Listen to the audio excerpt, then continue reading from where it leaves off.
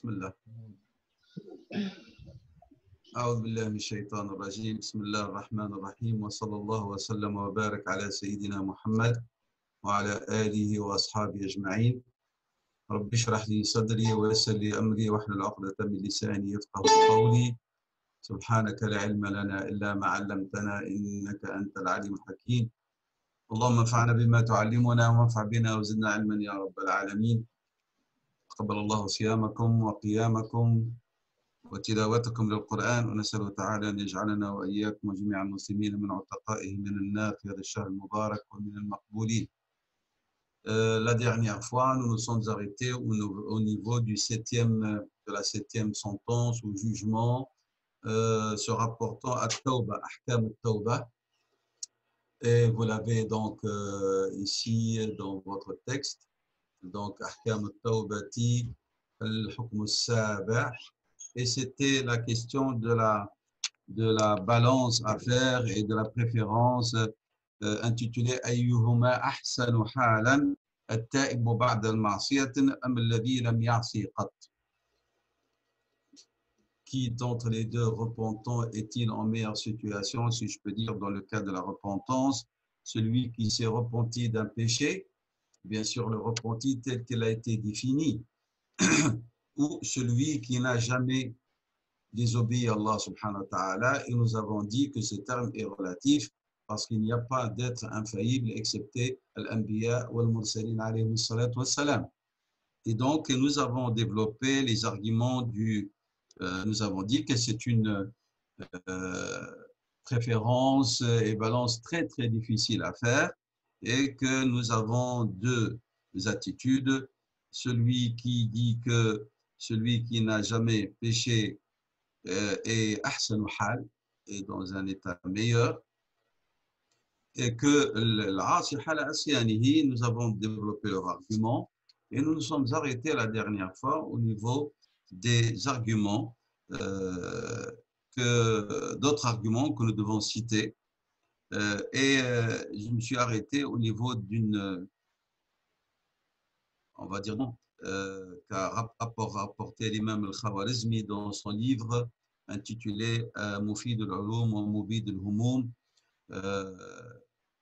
qui dit من مخاطر الذنوب والمعاصي أن صاحب المعصية يقر في نفسه مستهويا المعصية. Il dit parmi les dangers éminents du péché, pour donner la préférence à celui qui n'a jamais désobéi. Il dit il est meilleur parce que en contrepartie le pécheur, c'est que صاحب المعصية يقر في نفسه مستهويا المعصية. C'est que les pécheurs, ils éprouvent un plaisir quelque part, un plaisir dans le péché. مسهلا لفعلها على نفسه وقلبه. Donc il facilite à son nafs l'accès à ce péché. Pourquoi? Par le biais de l'espoir du repentir. Allah Ghafur Rahim. Inch'Allah, Allah yatoub alina. Inch'Allah, que Dieu nous guide. Vous voyez, cette justification, tusahhilu ala nafs al-ma'siyah. C'est ce que dit l'imam al-Khawarizmi. وهذا خطر حيث أنه يستلذ المعصية فتصبح جزءا من طبعه وهذا أخطر درجات العصيان. Il dit donc, ça c'est plus dangereux. Pourquoi? Parce que il va trouver le pécheur du plaisir dans le péché et qui va devenir comme un trait de son caractère, une partie de son caractère. Et là, alors, il dit, on va se trouver confronté à un degré des plus graves du péché ou de la désobéissance. Et puis, il cite ici l'exemple de la personne qui s'adonne à un péché pour la première fois. Il va s'y adonner, mais avec une certaine crainte, comme celui, par exemple, qui va boire un verre de boisson enivrante pour la première fois. Il ne va pas foncer tête baissée, parce qu'il n'a pas pris goût à ce péché. Et donc, il s'y donne, mais à l'intérieur, une certaine crainte, une certaine retenue. Mais une fois qu'il s'y livre, ben, il ne va plus y avoir peur. فيقول صاحب الكتاب فمن وقع فيها خاض يخوض أي لم يعد يخاف خاض في الشيء il s'y a donné vraiment entre guillemets comme un enfant qui patauge dans l'eau. Au début, il avait peur d'entrer dans l'eau et une fois qu'il est dedans, il commence à jouer, à patauger, etc. Et ben, c'est l'état de celui qui, une fois il se livre au péché, لم يعد يخافها, il ne va plus y avoir peur. فهذه خطورة المعصية. Et c'est là où il y a le danger du péché. Et là, nous allons tirer une faïda, une utilité dans le domaine de l'éducation spirituelle, concernant le péché ou le fait de ne pas désobéir. Nous avons dit donc deux personnes, un qui commet des péchés et l'autre il ne commet pas de péché. Celui qui ne commet pas de péché, donc il est assidu dans sa dévotion, dans son adoration. Le pécheur, il a péché, puis il s'est repenti, il est revenu à Allah subhanahu wa ta'ala. Et nous sommes posé la question, qui est d'entre les deux le meilleur? Et nous avons dit que le meilleur profit, en vérité, gain de celui qui n'a jamais désobéi à Allah subhanahu wa ta'ala, c'est la notion du temps qui entre en jeu. C'est la notion du temps. C'est-à-dire le temps que le pécheur a utilisé, a gaspillé dans le péché, l'obéissant, lui, il l'a utilisé à bonne efficience, il l'a utilisé dans la dévotion. Donc,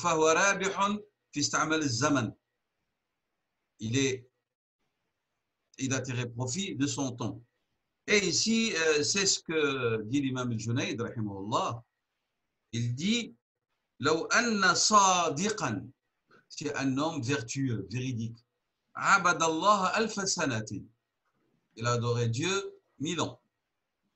ثم أعرض عن الله لحظة واحدة, puis il s'est détourné de Dieu un instant, pour un moment. Ce qu'il a perdu, ce qu'il a raté durant cet instant peut être meilleur que les 1000 années passées en adoration. Pourquoi? Il dit parce que cet instant perdu aurait pu être, ou peut-être elle était un instant de baraka, de khayr meilleur que les 1000 années de dévotion. يمكن أنك تعبد الله سبحانه وتعالى toute ta vie, mais il y a un moment précis dans ta vie, si tu n'as pas péché, tu aurais pu avoir un instant d'intimité excellente, merveilleuse avec Allah subhanahu wa ta'ala, qui l'emporterait sur les 1000 années, et c'est cet instant-là qui va être ton intercesseur devant Dieu. Et pour celui qui a adoré Dieu 1000 ans et il a perdu cet instant, eh ben, il a perdu l'instant qui aurait pu être, et qui peut-être, il aurait pu être meilleur que les 1000 années de dévotion. C'est-à-dire, l'imam Junayd ici, rahimahullah, est en train de parler de l'hirs. Il faut vraiment que tu sois quelqu'un de très, très, très avare en termes de temps, même si tu es quelqu'un qui s'adonne à l'adoration d'Allah subhanahu wa ta'ala.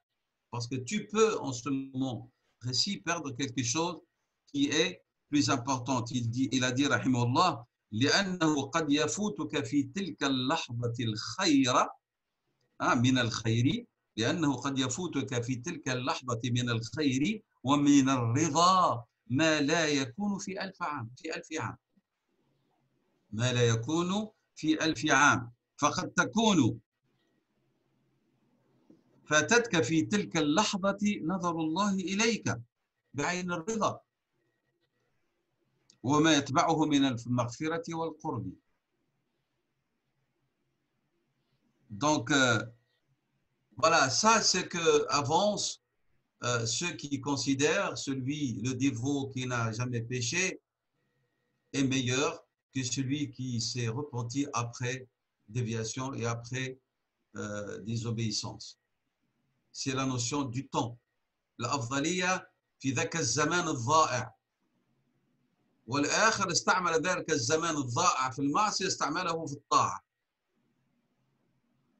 ويبين الإمام الجنيد رحمه الله أنك حتى ولو كنت من أهل الطاعة ليس من أنك كنت عاصي وتبت. لا, il va plus loin, il dit même si tu étais parmi les dévots, les adorateurs, et un instant, tu perds un instant, tu aurais perdu quelque chose de tellement précieux qui dans la balance du valeur, elle aurait pu être meilleure, ou elle peut être meilleure que 1000 années d'excellence dans l'adoration. Parce que c'est un moment privilégié que tu aurais pu perdre, ne serait-ce que le regard de Dieu, subhanahu wa ta'ala, à ton égard, avec agrément, avec satisfaction. Quels sont les arguments de ceux qui disent que le pécheur, après repentir, est meilleur?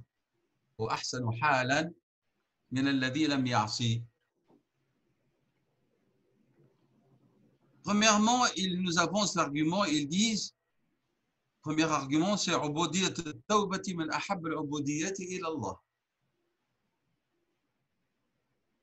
leur premier argument, c'est que maqam al-ubudiyya, l'état de repentir et la dévotion de repentance est l'une des meilleurs actes ou l'un des meilleurs actes de dévotion que l'on adresse à Allah subhanahu wa ta'ala. إذن الفضل يقول في فضل التوبة فالتائب هو في مقام عبودية من أحب العبوديات إلى الله. C'est un acte de dévotion plus préféré par Allah subhanahu wa ta'ala parce que Dieu dit qu'il aime les repentants. Ça, c'est leur premier argument. عبودية التوبة من أحب العبوديات إلى الله والله يقول إن الله يحب التوابين. Et Dieu dit il aime les repentants.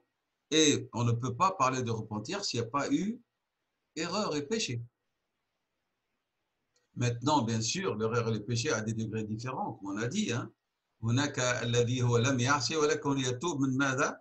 من تأخير التوبة أو يتوب لأن توبته ليست تامة أو يتوب للنقص pour la négligence, pour le manquement dans les actes d'adoration, dans les actes d'obéissance, elles ne sont pas parfaites, elles ne sont pas comme celles que Dieu aime et qui plaisent à Allah subhanahu wa ta'ala, parce que l'être humain, il est imparfait, donc il ne peut pas prétendre que dans son action, dans son agir, il atteint la perfection.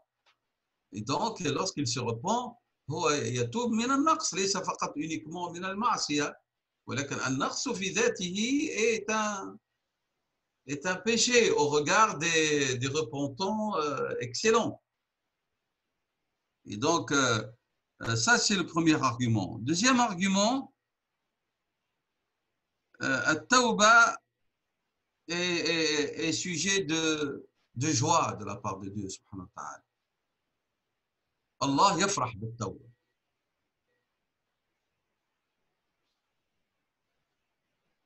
Et donc, maqam al-Tawba est auprès d'Allah subhanahu wa ta'ala, jouit d'un degré excellent, plus que tout autre maqam, puisque cette station, yafrahu biha Allah. Dieu subhanahu wa ta'ala exprime de la joie, entre guillemets, faites attention de ne pas imaginer ni prendre ce sens dans un sens physique. Donc, de se repentir de son serviteur. Un de des serviteurs pieux d'Allah subhanahu wa ta'ala, min as-salihin, a dit un tel a adoré Dieu pendant 60 ans. Puis, il lui a désobéi une fois. Alors, il a eu l'impression qu'il, à cause de ce péché commis après 60 années d'adoration, Allah subhanahu wa ta'ala s'est détourné de lui et il ne l'acceptera plus, il ne l'accueillera plus dans son enceinte. Alors, par désespoir, il a désobéi à Dieu pendant 60 années. Donc, 60 ans d'adoration et puis il a péché, puis 60 années de ma'asiyah. Il est arrivé à l'âge de quoi? De 120 ans. Un âge très avancé. Donc, il n'a plus la force. Il n'a plus la force. Hein? Pour se repentir dans sa tête, dans son esprit, qu'est-ce qu'il va, comment peut-il rattraper ces 60 années de désobéissance? Vous voyez, ces 60 années de désobéissance sont dues à quoi? Un instant de désobéissance où la personne a cru par désespoir que Dieu ne l'accueillera plus auprès de lui. Ce qui est une grave erreur. Et alors, Allah subhanahu wa ta'ala lui a envoyé quelque chose pour qu'il en tire leçon et parabole. Et quelque chose qui va l'exhorter pour le ramener vers lui. Sauf regarder la grandeur de Dieu et sa bonté. C'est Allah qui va subhanahu wa ta'ala donner espoir à son serviteur pour le ramener vers lui. Parce que l'abd qui a adoré Dieu 60 ans et un instant de péché, nafs et shaitan lui ont fait croire que en se détournant de Dieu pour cet instant, ça y est, Dieu ne l'accueillera plus jamais dans son enceinte. Par désespoir, elle est tombée dans le péché durant 60 années. À 120 ans, il n'a plus la force. Il se demande, est-ce qu'il va revenir à Dieu? Pour lui, c'est fini. Et Allah, par bonté, va lui envoyer quelque chose qui va le stimuler en vérité, qui va lui rendre espoir. Parce que pour lui, Dieu ne l'acceptera plus jamais. Alors, c'est quoi cet exemple? C'est devant lui, il va voir cet exemple, dans la rue en marchant. En marchant dans la rue, il a vu un enfant, la mère ouvre la porte et elle lui dit, soit tu rentres, soit tu restes dehors. Et puis après, elle lui dit, ben, puisque c'est telle est ton attitude, entre guillemets, elle l'a chassé de la maison. Et elle l'a menacé. Si il frappe à la porte, il rentre, elle va lui tordre le cou. Comme disent nos mamans. Hein. Si tu ouvres, tu frappes à la porte, tu rentres. Alors l'enfant, et puis la mère, elle a fermé la porte. Et elle est rentrée, elle a fermé la porte. L'enfant est resté dans la rue, seul. Il a commencé à avoir peur. Pourquoi? Parce qu'il s'est rappelé sa menace. S'il rentre, il va recevoir de ses fessées qu'il n'oubliera jamais. Alors, cette peur de sa mère, il a commencé à faire le va-et-vient. J'entre pas, j'entre pas. À la fin, ayant peur, il s'est assis devant la porte et s'est endormi vers le sol. Il s'est endormi devant la porte. Lorsque la nuit est tombée, la mère a ouvert la porte. Elle a vu son enfant dormir par terre, poussiéreux. Elle l'a pris dans ses bras et elle lui dit, mon fils, est-ce que tu as oublié que tu n'as pas d'autre refuge que moi? Moi, j'ai pitié de toi. Alors, ne me coupe pas tort avec ton insoumission et ne me pousse pas à te punir. Puis, elle l'a pris dans ses bras et elle l'a fait entrer. Lorsque ce vieux monsieur, ce vieux dévot tombé dans la désobéissance a vu cette scène, il s'est levé et puis il s'est dit, Seigneur, je t'ai adoré 60 ans et puis je t'ai désobéi pendant 60 ans et je n'ai pas d'autre refuge que toi, accueille-moi. Voilà ce que cet homme a tiré de cette leçon, de ce spectacle dont il est témoin. Il a compris qu'Allah subhanahu wa ta'ala, il est celui qui accueille ses serviteurs. Et les hadiths que nous connaissons tous, qu'Allahu afrahu. Hein, très certainement, Dieu, il est plus heureux du retour de son serviteur à lui que de quoi? Vous vous rappelez de cette scène que le prophète a rapportée, de cette mère qui a retrouvé son enfant après l'avoir perdu. Que cette mère, que la joie de cette mère en rencontrant son enfant perdu. Et donc, ici, Mahal al-Shahid, le témoin dans cette analyse, c'est que at-tawbatu yafrahu biha Allah. Et donc, le désespoir n'est pas permis dans notre religion de la grandeur de Dieu, de sa miséricorde infinie. Et c'est cette scène dont a été témoin ce dévot pécheur qui l'a ramené de nouveau à Allah subhanahu wa ta'ala. Et d'après les textes coraniques, les textes prophétiques, très certainement, Allah subhanahu wa ta'ala va l'accueillir avec joie et va accepter son repentir. Et donc, nous avons dit, rappelez-vous ce hadith du prophète sallam lorsqu'il a vu cette femme de Hawazin qui accueillait son enfant après l'avoir perdu. Et même le prophète a fait sallam la remarque en disant, est-ce que vous pensez que cette femme jettera son fils, son enfant dans le feu? Est-ce que vous croyez que cette femme, elle va jeter son enfant dans le feu? Ils disent non, ya Rasulallah. Qala lallahu. Très certainement, Allah arhamu bi'ibadihi min hadihi biwaladiha. Dieu subhanahu wa ta'ala, très certainement, Allah, il est plus clément envers ses serviteurs que celle-ci envers son enfant. Donc, ça, c'est le deuxième argument que nous savons, ceux qui disent que le repentir après péché est meilleur.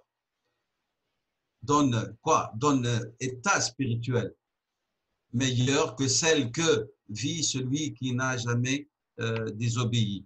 De tout ce que nous venons de dire, que le tawbah, elle est sujet de joie de la part d'Allah subhanahu wa ta'ala. Pourquoi? Parce qu'il y a retour après rupture. Il y a retour après absence. Et Allah subhanahu wa ta'ala est très heureux du retour de son serviteur vers lui. Troisième argument, utilisé par nos savants qui soutiennent le deuxième choix, le deuxième avis, العبودية التوبة عبودية التوبة فيها ذل وانكسار.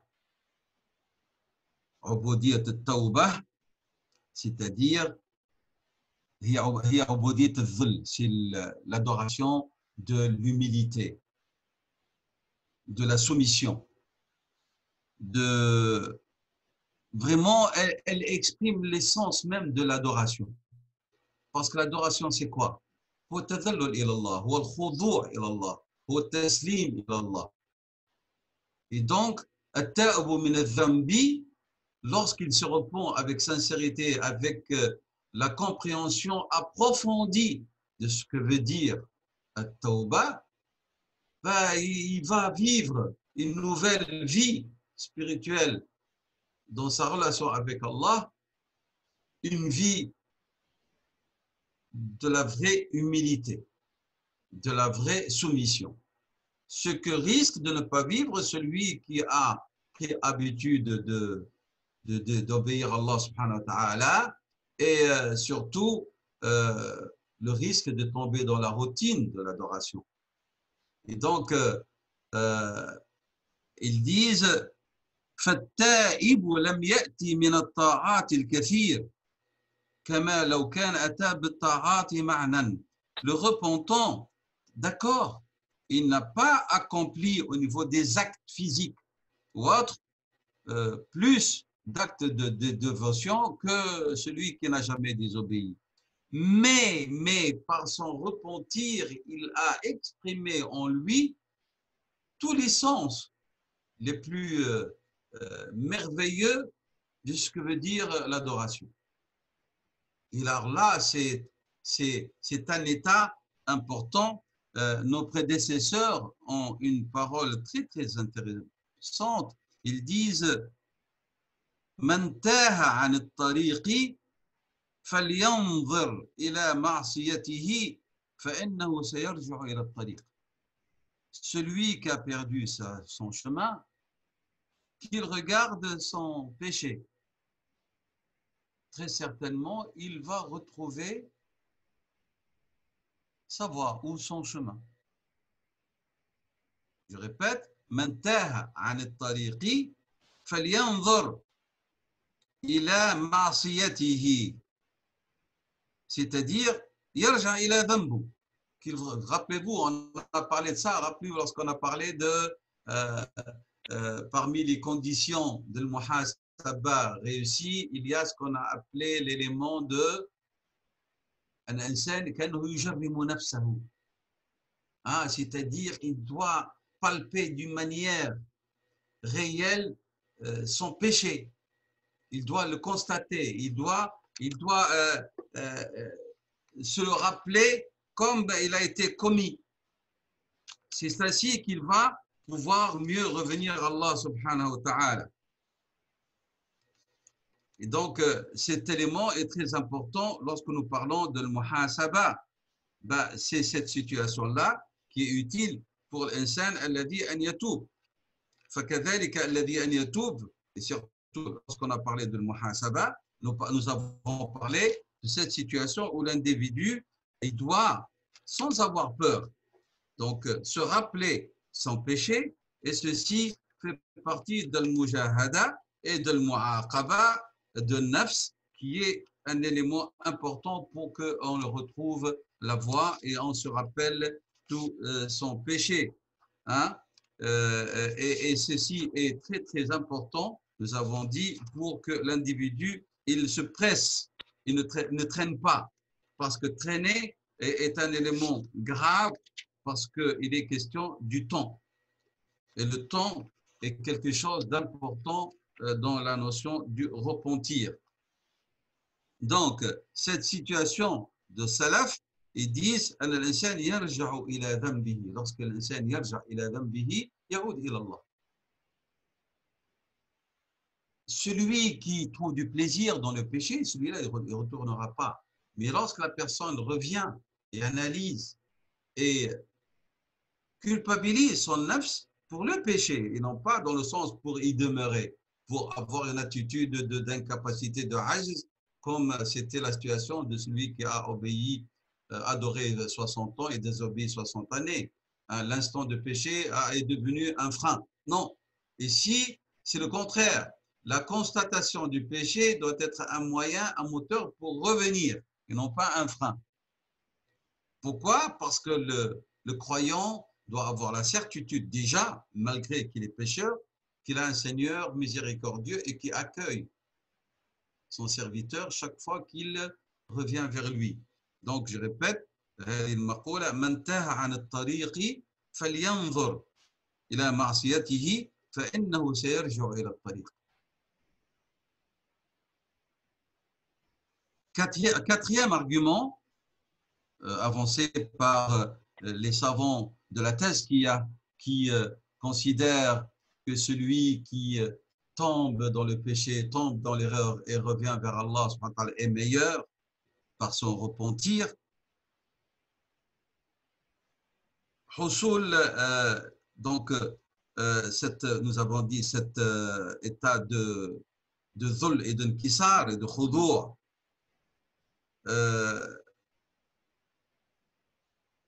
Ici, j'aimerais bien, avant d'avancer, que l'on voit ce que nous dit Ibn al-Qayyim rahimahullah ta'ala sur cet élément. وهو قوله صلى الله عليه وسلم, Ibn al-Qayyim va analyser et il va avoir un regard important sur ce hadith. قوله صلى الله عليه وسلم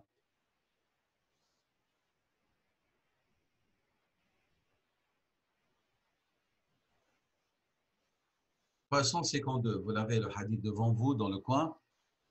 قال الله تعالى عز وجل يوم القيامة يا ابن آدم استطعمتك فلم تطعمني قال ربي كيف أطعمك وأنت رب العالمين قال استطعمك عبدي فلان فلم تطعمه أما لو أطعمته لوجدت ذلك عندي.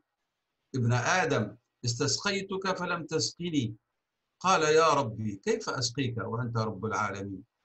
قال استسقاك عبدي فلان فلم تسقه أما لو سقيته لوجدت ذلك عندي. ابن آدم مرضت فلم تعدني قال يا ربي كيف أعودك وأنت رب العالمين. قال أما إن عبدي فلان مرض فلم تعده أما لو عدته لوجدتني عنده. فقال في عيادة المريض Allah subhanahu wa ta'ala dit concernant la visite du malade لوجدتني عنده. وقال في الإطعام mais il a dit concernant le fait de donner à manger ou à boire لوجدت ذلك عندي. Pourquoi? Il y a un élément important. Nous lisons ce hadith, on y passe directement sans s'arrêter. Alors que Ibn al-Qayyim s'arrête ici pour dire toute parole du Coran ou toute parole du hadith, lorsqu'elle est différente dans son énoncé, c'est qu'il y a quelque chose de différent. Pourquoi Allah subhanahu wa ta'ala, pour donner à boire, pour donner à manger, il a dit, tu aurais pu trouver cela auprès de moi. Et pour le malade, il a dit, tu aurais pu me trouver auprès de lui. Alors, Ibn al-Qayyim, rahimahullah, il dit ici, لأن المريض مكسور القلب, parce que le malade, il est dans un état psychologique au niveau de son cœur, il a le cœur blessé. Il est dans un état au niveau de son psychologique et de son nafs qui a besoin de soutien. Il a besoin d'une énergie. Hein? لأن المريض ولو كان ما كان فإذا كنت مؤمنا منكسر القلب بالمرض كنت إلى الأقرب إلى الله. Et c'est pour ça que si tu as la foi et tu es malade et tu subis cette maladie et elle a un effet sur toi, sache que tu es proche de Dieu subhanahu wa ta'ala. Sache que tu es proche de Dieu subhanahu wa ta'ala. Eh bien, par analogie, Ibn al-Qayyim nous dit, et si tu es un pécheur et tu as le cœur cassé par le péché, tu as le mal, tu sens le mal du péché. Et ce péché, il est comme une gangrène hein, qui est en train de te tuer à l'intérieur. Et tu as le mal de vivre à cause de ce péché, sache que tu es plus proche de Dieu que celui qui lui obéit, parce qu'il n'a pas cette sensation. Celui qui s'est repenti, il revient à Dieu avec un état d'esprit autre, d'humilité de quelqu'un qui a péché et il se sent mal. Et bien, cette sensation fait que Dieu le privilégie à l'autre parce qu'il revient avec Dieu avec plus d'attention, plus de sincérité, plus de précipitation, d'engouement, il veut et plus de dévouement que celui qui est dans l'adoration. Et cette adoration, peut-être même, si elle n'est pas excellente, elle peut le faire tomber dans un état de routine. Ce qui n'est pas le cas de celui qui revient après absence. La tawba, elle a un effet extraordinaire. Et c'est pour ça, nous comprenons pourquoi Allah subhanahu wa ta'ala, à travers son prophète, nous a dit qu'il y a des invocations que Dieu ne peut pas refuser. Que très certainement, il exauce tout de suite celle de l'opprimé, celle du jeûneur, celle du voyageur. Pourquoi? Parce que l'opprimé, il est dans un état de tristesse, d'affliction tel qu'Allah subhanahu wa ta'ala est à son écoute. Il est très près de Dieu. Le jeûneur, c'est quelqu'un qui a cassé tous ses désirs psychologiques, qui a maîtrisé ses membres. Nous parlons du vrai jeûneur. Hein? Nous ne parlons pas de celui qui s'abstient de la nourriture et uniquement de la consommation. Nous parlons du vrai jeûneur. Man sama nafsu an al-ma'asi wa jawarihuhu, et ses membres et son esprit.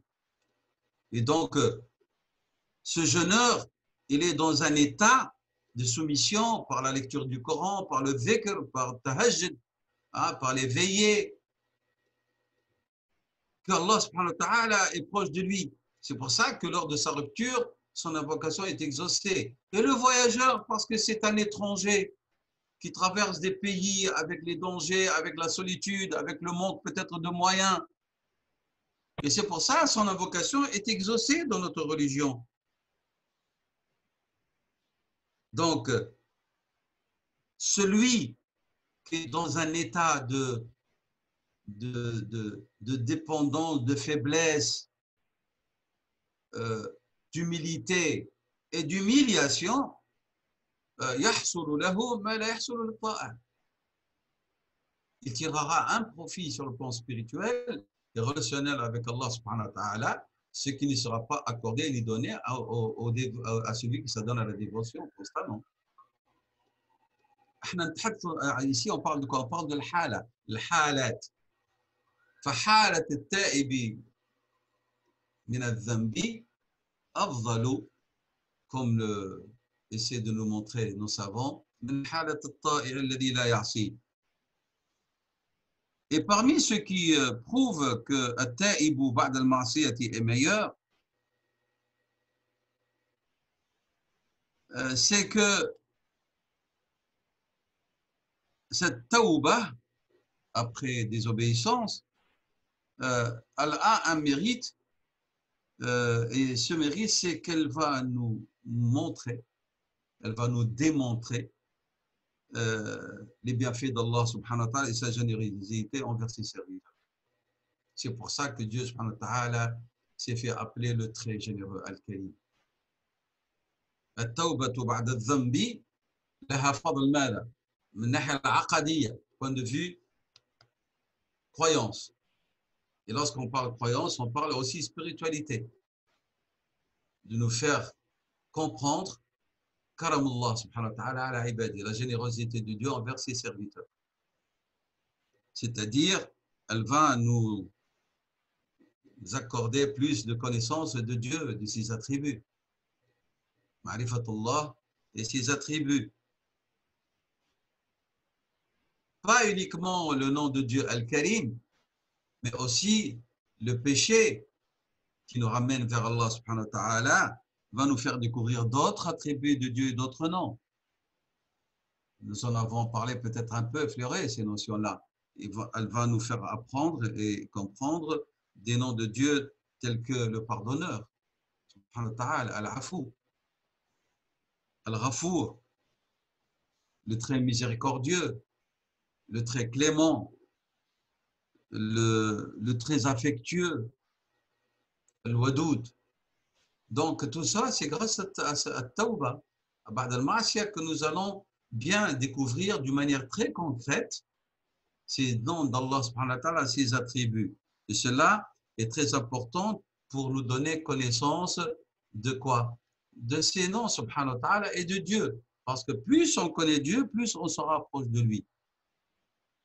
Et les plus proches de Dieu, subhanahu wa ta'ala, c'est ceux qui le connaissent le mieux.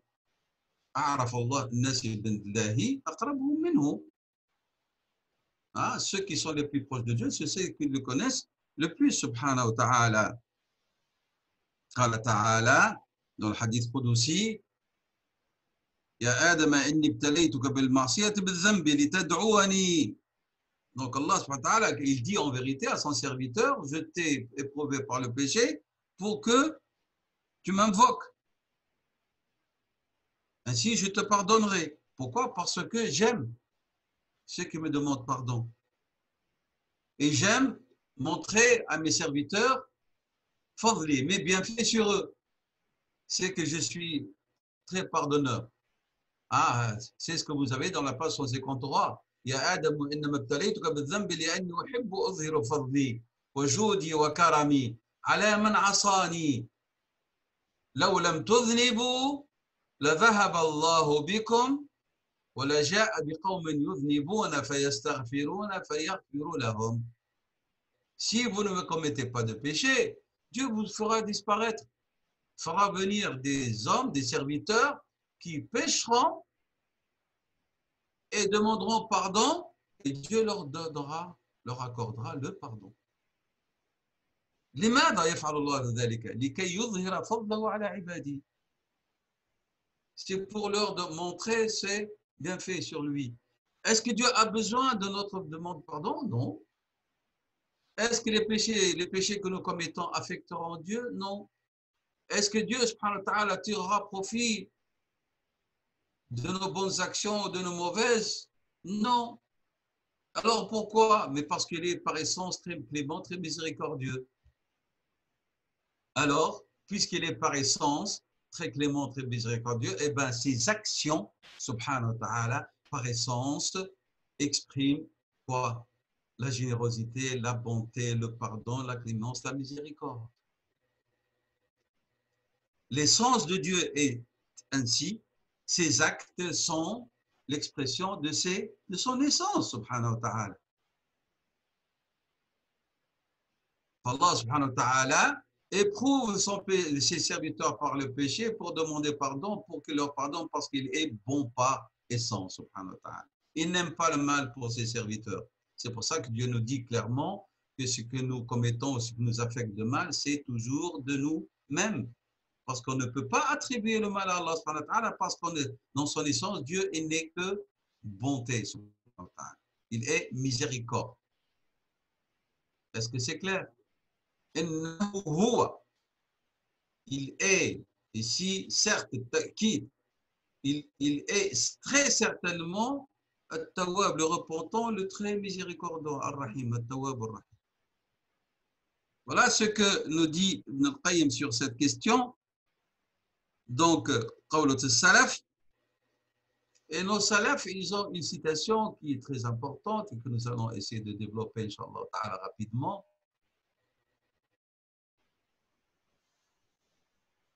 حسنة تدخل النار وسيئة تدخل العبد الجنة.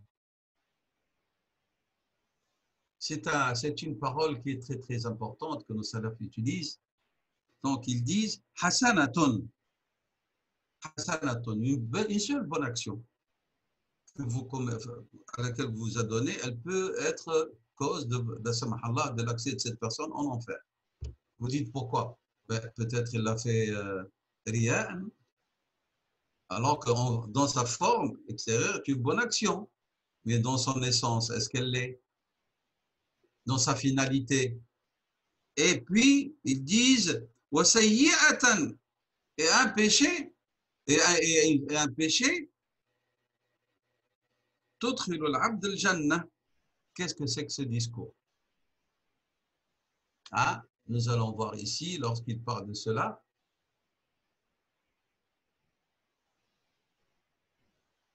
c'est ce qu'il dit ici dans le point 5. Et c'est exprès que je l'ai laissé. Il dit أن الذنب قد يكون أنفع للعبد إذا اقترنت به التوبة من كثير من الطاعات. وهذا معنى قول بعض السلف وقد يعمل العبد الذنب فيدخل به الجنة ويعمل الطاعات طاعة فيدخل بها النار. Donc vous avez page 152, dernière ligne, et puis début page 153. Donc, الوجه الخامس, il dit الذنب peut être plus utile, plus profitable au serviteur s'il a été accompagné par quoi? Le repentir. Et plusieurs actes de dévotion peuvent, la samahallah, être à l'origine d'un mal. Alors il explique ici. قالوا وكيف ذلك, début page 153. Comment cela? قال يعمل الذنب فلا يزال نصب عينيه. Il commet le péché et ce péché va être toujours présent. Ah, toujours présent, il le voit sans cesse. Il ne disparaît pas. إن قام إن قعد وإن مشى ذكر ذنبه. S'il se lève, s'il marche, s'il s'assied, toujours il se rappelle son péché. فيحدث له انكسارا وتوبة واستغفارا وندما فيكون ذلك سبب نجاته. Et donc, qu'est-ce qui va en résulter? Eh bien, il va en résulter repentir, demande de pardon, regret. L'inkisar, c'est-à-dire un état d'humiliation, d'humilité. C'est-à-dire, il ne peut pas garder cet état de fierté devant Dieu alors qu'il est en état de péché. Chaque fois qu'il se rappelle son péché, hop, il est cassé. Et donc, il dit, alors, qu'est-ce qui va se passer? Eh bien, cette situation va être la cause de sa sauvegarde. ويعمل الحسنة فلا تزال نصب عينيه. Et il y en a des individus qui se donnent à une bonne action et ils se rappellent cette bonne action en tout moment. إن قام وإن قعد وإن مشى. Et alors, le résultat, elle va engendrer en sa personne quoi? Fierté, hein? I'jab bin nafs, vantardise, orgueil, et ça peut aller même vers l'ostentation. Ça peut devenir source où il va, à chaque fois qu'il va rencontrer la personne envers laquelle il a accompli ou fait cette bonne action, il va lui rappeler, ah, tu te rappelles, hein, si ce n'était pas moi, tu n'aurais jamais pu faire ça ou réussir, ou ton enfant n'aurait jamais pu avoir ceci ou cela. Et donc, la conséquence, cette seule bonne action va être la cause de sa perdition. موجبا لترتب طاعات وحسنات ومعاملات قلبية. Donc le péché va engendrer, va avoir comme conséquence des actes de dévotion et des bonnes actions et des attitudes et des relations avec Allah au niveau du cœur. Pourquoi? À cause de la peur de Dieu et de la pudeur vis-à-vis d'Allah subhanahu wa ta'ala et de la réflexion, une attitude de pudeur et même parfois de honte chaque fois qu'il va à la rencontre de Dieu subhanahu wa ta'ala. Et toutes ces attitudes est plus utile au serviteur que des actes d'adoration qui risquent de donner lieu à de l'arrogance.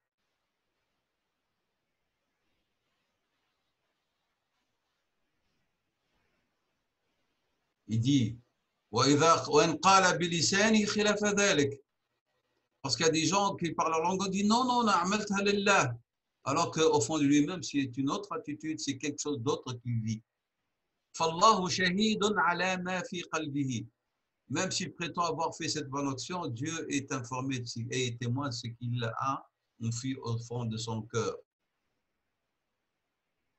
Il y a des gens, à cause de leurs bonnes actions, et parce qu'ils ne sont pas tellement vantés, ni les gens n'expriment pas leur gratitude en permanence à leur égard, et ils se portent ennemis à ces gens-là parce que la yu'azzimuhu wa yarfa'uhu, parce qu'ils ne lui accordent pas la grandeur et le respect, le prestige, selon lui, qu'il mérite à cause de ses bienfaits accomplis envers eux, à cause de sa bienfaisance et bonté.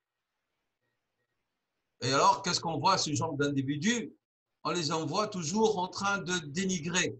Et même dans certaines assemblées, hein, tu vois, j'ai fait, aucun d'entre eux n'a été reconnaissant. Qu'est-ce que tu en sais? S'ils n'expriment pas par leur bouche, peut-être dans leur secret, pendant leur prière, ils invoquent Dieu pour toi.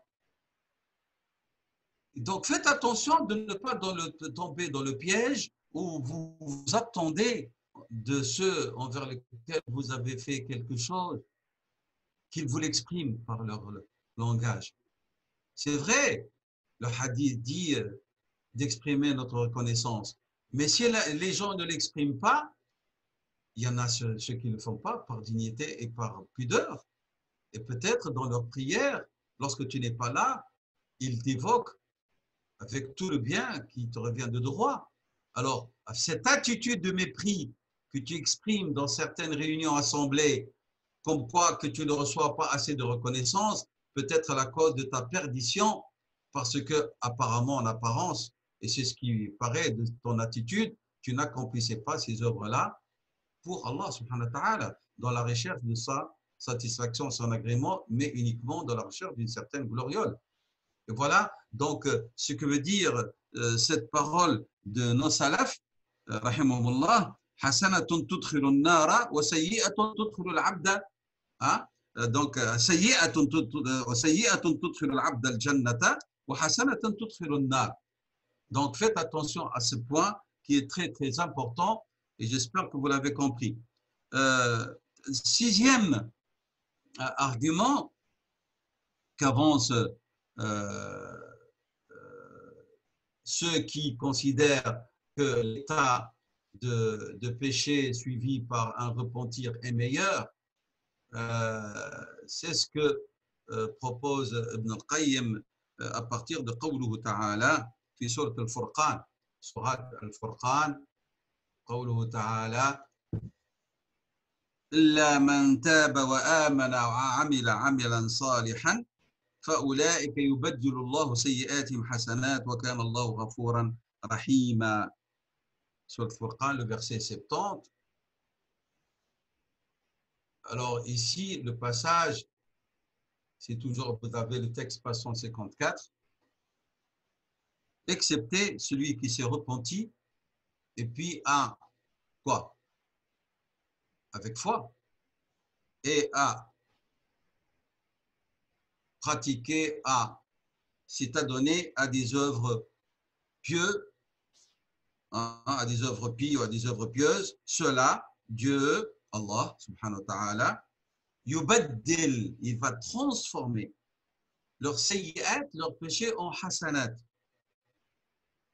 Wa kana Allah, et Dieu était, il est toujours ghafuran rahima. Wa kana Allah laysa fil madi. C'est pas dans le passé, c'est istighraq.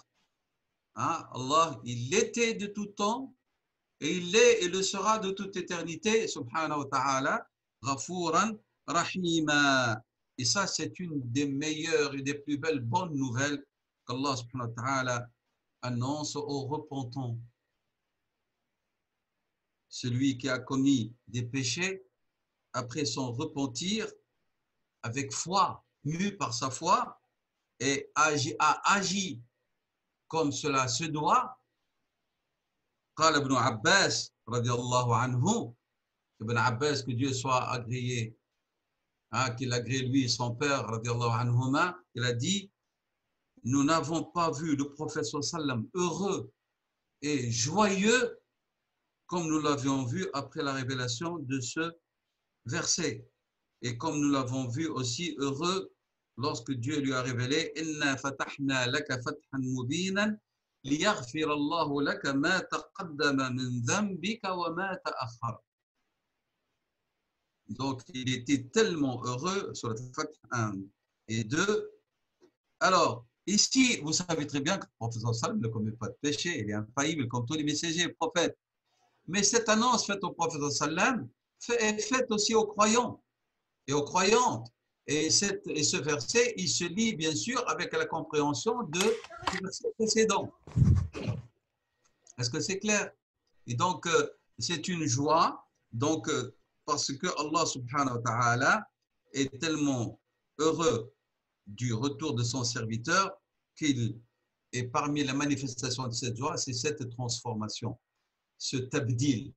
Inch'Allah, après la prière et la pause, nous expliquerons comment nous avons compris cette notion de tabdil as-sayyi'at ila hasanat. Wallahu a'lam. Wa sallallahu wa sallam wa barak ala sayyidina Muhammad wa ala alihi wa ashabihi ajma'in. Wa jazakumullahu khayran pour votre écoute et qu'Allah fasse qu'on soit parmi ceux qui entendent la bonne parole et on en tire usufruit, Inch'Allah, pour cette vie et dans l'au-delà. Assalamu alaikum wa rahmatullah. أعوذ بالله من الشيطان الرجيم بسم الله الرحمن الرحيم والصلاة والسلام على خاتم الأنبياء والمرسلين سيد الأولين والآخرين سيدنا محمد صلى الله عليه وعلى آله وأصحابه أجمعين رب اشرح لي صدري ويسر لي أمري واحلل عقدة من لساني يفقهوا قولي. Le sixième argument proposé par Ibn al-Qayyim rahimahullah ta'ala, c'est le témoin قوله تعالى إلا من تاب وآمن وعمل عملا صالحا فأولئك يبدل الله سيئاتهم حسنات وكان الله غفورا رحيما. Et nous avons dit le commentaire d'Ibn al-Qayyim rahimahullah أن هذه من أعظم البشائر للتائبين. C'est une des plus grandes annonces, les merveilleuses annonces faites aux repentants. si leur tauba est accompagnée d'un iman, donc d'un vrai iman et d'une œuvre pieuse. Et nous avons dit que notre prophète sallam a dit Ibn Abbas, nous ne l'avons pas vu plus heureux, plus joyeux que lorsque Dieu subhanahu wa ta'ala lui a révélé le verset 1-2 de Surat al-Fatah, dans lequel Dieu subhanahu wa ta'ala dit لِيَغْفِرَ لَكَ اللَّهُ مَا تَقَدَّمَ مِنْ ذَنْبِكَ وَمَا تَأَخَّرَ. Alors, et nous avons dit واختلفوا في صفة التبديل هل هو في الدنيا والآخرة. Et nous avons deux tendances, deux avis par rapport à ce point. Ils ont divergé concernant cette transformation, ce changement des péchés en bonne action. Est-ce que cela en cette vie d'ici-bas ou dans l'au-delà? Nous avons deux avis. La première tendance est celle d'Ibn Abbas, de ses étudiants, de ses compagnons, c'est-à-dire tabdil qaba'ihi a'malihim mahasinaha. Dieu va changer et transformer leurs mauvaises actions par de bonnes.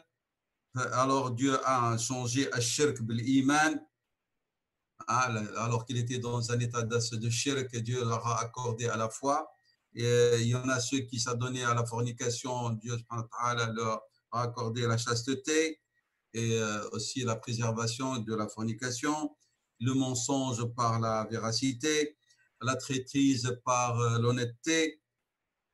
C'est-à-dire, comme le malade, Dieu subhanahu wa ta'ala change son état d'un état maladif à un état de guérison totale. هذا ما معنى يبدل المريض بالمرض صحته والمبتلى ببلائه عافية. Donc, comme Dieu subhanahu wa ta'ala change l'état du malade vers la bonne santé et l'éprouvé vers une guérison totale. وذاك أيضا في الدنيا. Donc, c'est dans cette vie d'ici-bas qu'il y aura cette transformation. Mais c'est dans Saïd ibn al-Musayyib, Tabi'i, ainsi d'autres compagnons des compagnons, rahimahumullah, radiyallahu anhum jami'an, il dit, c'est tabdil sayyi'at de la part de Dieu, ce sont les sayyi'at commises que Dieu va les transformer ou les changer en bonnes actions le jour du jugement dernier. Il va alors, il parle ici des repentants, hein, toujours. هذا تاب وقام بمعاصي. Et il a commis des péchés auparavant. Une fois qu'il s'est repenti, mu par sa foi, et il a fait suivre son repentir par les bonnes actions, cela, il dit ici, Allah subhanahu wa ta'ala va transformer leurs mauvaises actions en bonnes, et selon Saïd Musayyib, le jugement dernier. Il va leur donner à la place de chaque mauvaise action, chaque péché, une bonne action. Et ils ont cité comme argument le hadith rapporté par l'imam al-Tirmidhi d'après Sayyidina Abu Dharr radiyallahu anhu. قال رسول الله صلى الله عليه وسلم إني لأعلم آخر رجل يخرج من النار. Le prophète a dit sallallahu alayhi wa sallam, je connais très certainement le dernier homme qui sortira de l'enfer. Et vous l'avez le hadith dans la page 154 de l'ouvrage, elle est devant vos yeux. إني لأعلم آخر رجل يخرج من النار يؤتى بالرجل يوم القيامة فيقال أعرضوا عليه صغار ذنوبه ويخبأ عنه كبارها فيقال عملت يوم كذا وكذا وكذا وهو مقر لا ينكر وهو مشفق من كبارها فيقال أعطوه مكان كل سيئة عملها حسنة فيقول إن لي ذنوبا ما أراها ها هنا. قال أبو ذر فلقد رأيت رسول الله صلى الله عليه وسلم ضحك حتى بدت نواجذه. Il nous parle de la miséricorde de Dieu. Il dit, le prophète sallam, je connais très certainement le dernier homme qui sortira de l'enfer. On fera venir un homme le jour du jugement dernier. On ordonnera de lui exposer ses péchés mineurs et on lui cachera ses péchés majeurs qu'il connaît, hein, il connaissait puisqu'il les a commis. On lui dira, tu as fait tel jour ceci, ceci, cela. Et lui, il reconnaît sans reniement, et tout en reconnaissant ses péchés mineurs, il est dans un état de crainte tel, pourquoi? À cause de ses péchés majeurs, qui n'ont pas encore été exposés. Alors on dira à ses anges, certains qui exposent ses péchés, donnez-lui à la place de chaque péché commis une bonne action. Alors lui, il va dire, mais j'ai des péchés que je ne vois pas exposés ici. C'est-à-dire, il est surpris de ne pas avoir étalé ses péchés majeurs, et on est en train de le récompenser pour chaque péché mineur en le substituant par une bonne action. Alors, il est dans un état il est hébété, il ne sait pas ce qui se passe. Ah, il dit, c'est pour ça il n'a dit que cette phrase, il a dit et c'est les bonnes actions qui lui ont été accordées et par lesquelles ont été substituées les mauvaises. C'était pas ça qui le préoccupait ou qui faisait qu'il était joyeux. Lui, il était dans un état de crainte à cause des péchés majeurs qui n'ont pas été exposés. Il se demande qu'est-ce qu'on lui réserve, pourquoi est-ce qu'on les a cachés. Il est surpris. Alors, Sayyidina Abu Dharr dit, et je n'ai pas vu le prophète sallam rire comme ce jour-là jusqu'à ce qu'on ait vu ses molaires. Tellement il était heureux, sallallahu alayhi wa sallam, de cette bonté, de cette grandeur d'Allah subhanahu wa ta'ala infini. هذا صحيح حديث صحيح ولكن في الاستدلال به على صحة هذا القول نظر. Bon, celui qui a exposé, il a dit le hadith est sahih, mais le fait que cette tendance l'utilise comme argument pour appuyer leur avis, ce n'est pas quelque chose de fini, c'est-à-dire il y a lieu de débat. Donc, notre discussion en vérité continue, en vérité, on va dire, c'est un rappel ici, que nous parlons de quoi? Nous parlons des maqamat et tazkiyah. Donc, notre discussion est en rapport avec maqamat et tazkiyah, et tazkiyah qui a pour finalité que l'être humain se transcende ses péchés et évolue vers des maqamat aliyah, vers des maqamat les plus élevés. Et le maqam dont on parle aujourd'hui, on parlait de maqam al-tawbah et al-tawbah al-wajiba, n'oubliez pas ça. Nous parlons de maqam al-tawbah et tawbah qui est obligatoire. Donc, qu'est-ce qu'on va essayer d'analyser comme rappel dans ce passage? وكثير من الناس إنما يفسر التوبة بالعزم على أن لا يعاود الذنب بالإقلاع عنه في الحال وبالندم عليه في الماضي وإن كان في حق آدمي فلا بد من أمن الرابع وهو التحلل منه. Ça, vous les connaissez, beaucoup de personnes expliquent que Tawbah, c'est quoi? C'est la résolution de ne plus refaire le même péché, d'arrêter l'iqla'. Hein? C'est l'arrêt et de ne pas continuer de s'adonner à cet acte de ce qui s'est passé dans le... Et lorsqu'il s'agit de péché commis envers un être humain, il y a un quatrième élément obligatoire, c'est at-tahallulu minhu, c'est-à-dire soit de se défaire de ce péché, il y a différentes manières qui seront exposées, ou de demander à ce que la personne pardonne cet individu envers lequel il a commis ces exactions.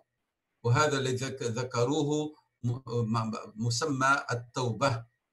Il dit, mais simplement ce qui vient d'être cité, c'est pas tawbah, mais c'est shurutuha, ce sont ses conditions. Alors que la tawbah, dans la parole de Dieu et de son messager, telle qu'elle a été exposée, elle veut dire على الفعل المأمور به والتزامه. Hein? وتتضمن مقتا من يتركه ومقاطعته. Cependant, tawbah telle qu'elle est explicitée, exposée dans la parole de Dieu et de son messager sallallahu alayhi wa sallam, c'est qu'il y a les résolutions de quoi? D'exécuter, de s'adonner ou de pratiquer l'obligatoire et de s'y confier, le délaisser. وهي تتضمن التوبة aussi dans le livre de Dieu et dans sa parole et la parole de Sayyidina Muhammad sallallahu alayhi wa sallam, c'est vraiment d'avoir du mépris مقتما بتركه ومقاطعته والتزام الأمر والنهي عنه et de mépris les choses que Dieu nous dit, de délaisser, de rompre lien avec et de s'astreindre à l'ordre de les éviter, de les délaisser. Et donc, il dit فَلَا يَكُونُ بِمُجَرَّدِ الْإِقْلَاعِ وَالنَّدَمِ تَائِبًا. Ce n'est pas en cessant de s'adonner un acte et en le regrettant qu'on peut prétendre être un repentant. ولكنها, il dit, حتى يوجد منه العزم الجازم على فعل المأمور, jusqu'à ce qu'en lui, par sa volonté, la résolution ferme de s'adonner aux ordres, والإتيان به, et de les exécuter. هذه حقيقة التوبة. C'est ça le vrai sens de repentir. C'est donc c'est ce nom qui regroupe ces deux éléments. Quels sont ces deux éléments? Il a dit le premier, فعل المأمور والتزامه مقتما بتركه ومقاطعته والتزام الأمر به والنهي عن تركه. Voilà, ce sont ces deux éléments qui composent. Alors que ce que les gens répètent toujours, ce sont shurut al-tawbah, les conditions de tawbah. C'est clair? Et donc, cette tawbah, donc, une haqiqat al-tawbah, paragraphe, le deuxième paragraphe, الرجوع إلى الله بالتزام فعل ما يجب وترك ما يكره. Voilà la phrase clé. Donc, حقيقة التوبة, le vrai sens de repentir, c'est le retour vers Allah. Comment?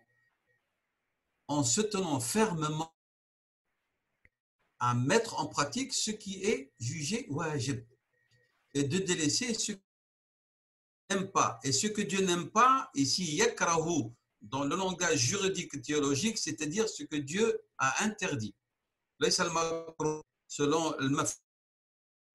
Selon la définition de usul fiqh al-makruh. Lorsque Dieu yakrahu quelque chose, veut dire yuharrimu. فهي رجوع من مكروه إلى محبوب. C'est un retour de ce que Dieu n'aime pas vers ce que Dieu aime. Donc, فالرجوع إلى المحبوب جزء مسماها. Et lorsqu'on retourne vers ce que Dieu aime, c'est une partie de ce que s'appelle at-tawbah. والرجوع من المكروه, et le fait de se détourner, de délaisser ce que Dieu n'aime pas, c'est l'autre partie de ce que veut dire التوبة. التوبة إذن هي شنو؟ جزئين. ما يحبه الله أن تأتي يجب أن تأتي به، وما يكرهه يحرمه يجب أن تكرهه، أن تحرمه، أن تبتعد عنه. فهذه هي التوبة.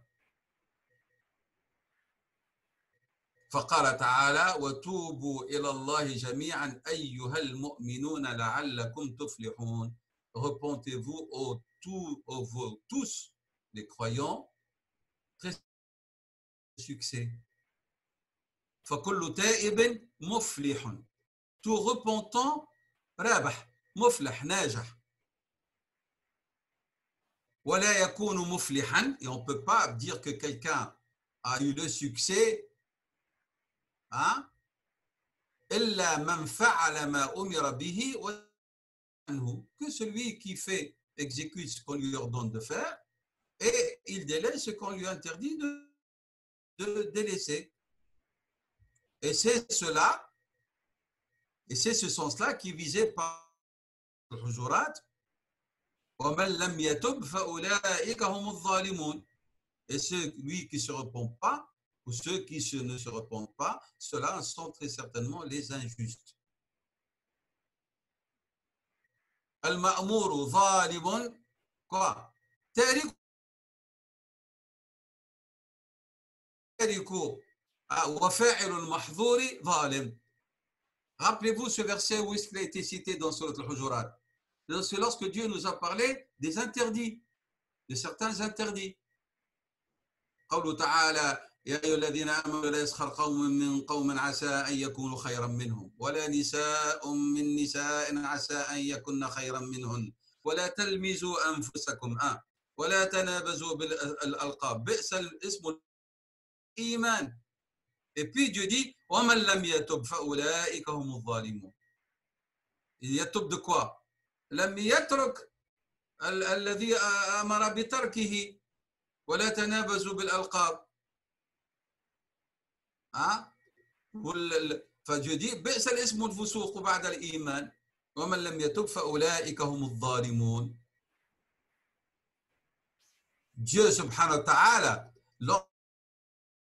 global, exhaustive, c'est-à-dire elle englobe les deux éléments précités. فعل المأمور وترك المحظور. Sommes d'accord? والمأمور به عمل الجوارح وعمل القلب. Les deux. N'oubliez pas, rappelez, vous le savez très bien, الأعمال نوعين. Les actions sont de deux sortes. أعمال الجوارح وأعمال. Et في التزكية, et dans l'opération de la tazkiya, de la spiritualité musulmane, les deux vont de pair.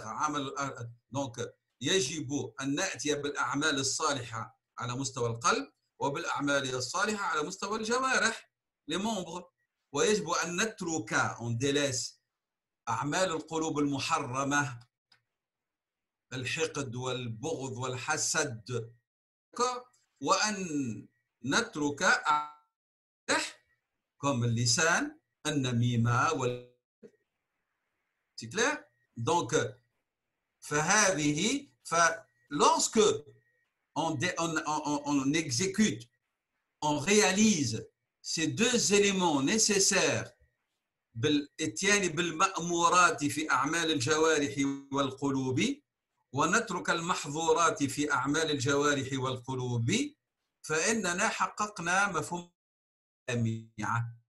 C'est pour ça que ça s'appelle ici الركيزة الجامعة. C'est un support socle, on va l'appeler le socle global, il l'a appelé rahimahullah ta'ala ibn al-Qayyim, les éléments qui أو حقيقة التوبة.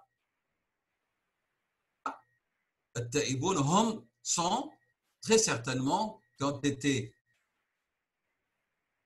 cités et dont l'éloge a été évident dans la sourate At-Tawbah, le verset 112, قوله تعالى العابدون الحامدون السائحون الساجدون الآمرون بالمعروف والناهون عن المنكر والحافظون لحدود. هؤلاء هم التائبون. واضح؟ يحفظ حدود الله, donc il va sauvegarder, préserver les حدود. Donc جزء التوبة de la Tawbah que nous avons cité et explicité. Donc هناك توبتان, il y a deux repentirs que le serviteur doit réaliser très certainement. Donc توبتان, توبة من الذنب وتوبة بعدم الإثم. Et rappelez-vous, et nous y ajoutons, Qayyim a cité comme subtilité sa compréhension de ce verbe dire tawba, وتوبة من تأخير الذنب, et un repentir d'avoir retardé le repentir. تأخير الذنب يتطلب توبة.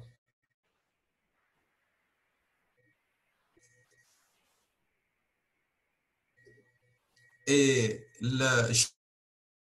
dans tout cela, hadith wa Rasulullah sallallahu alayhi wa sallam, il invoque Allah subhanahu wa ta'ala, Sayyiduna Muhammad sallallahu alayhi wa sallam, invoquer Dieu en disant Allahumma ighfir li dhanbi kullahu. Seigneur, pardonne-moi tous mes péchés. Et donc, lorsqu'on se repent, on ne citait pas que le péché auquel le serviteur s'adonne ou s'est adonné et dont il s'est repenti, mais qu'il demande un pardon global parce que nos péchés et nos manquements sont innombrables, ne serait-ce que khir tawbah. ne serait-ce que cet élément d'avoir retardé at-tawbah.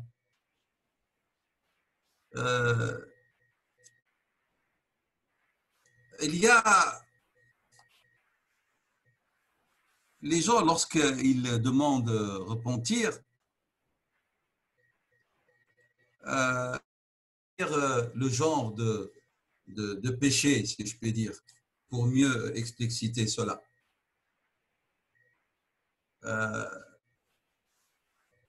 Le serviteur, lorsqu'il se repent, il ne se repent pas d'une dévotion, de s'être adonné à une adoration. Mais il peut demander pardon aussi et demander pardon et se repentir d'une négligence dans la manière dont il a accompli l'adoration. Ça, nous l'avons abordé. Rappelez-vous, lorsque nous avions essayé d'analyser le pourquoi de cette recommandation de notre propre bien-aimé, sallallahu alayhi wa sallam, lorsqu'il nous a demandé qu'à la fin de la prière, après notre taslim, parce que nous reconnaissons que notre prière est imparfaite, il y a eu de l'imperfection dans notre manière d'exécuter cette prière. Mais en vérité, lorsqu'on se repent aussi, c'est min ma'siyah aussi. C'est clair?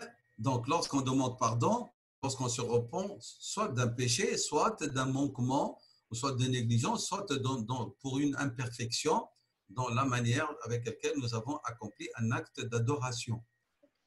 Et c'est ce qui veut dire et signifie les demandes de pardon de Rasulullah sallam et son istighfar et ses tawbah durant la journée. C'est-à-dire, nous savons très clairement, du point de vue aqidah, anna Rasulullah sallam la ya'sillah.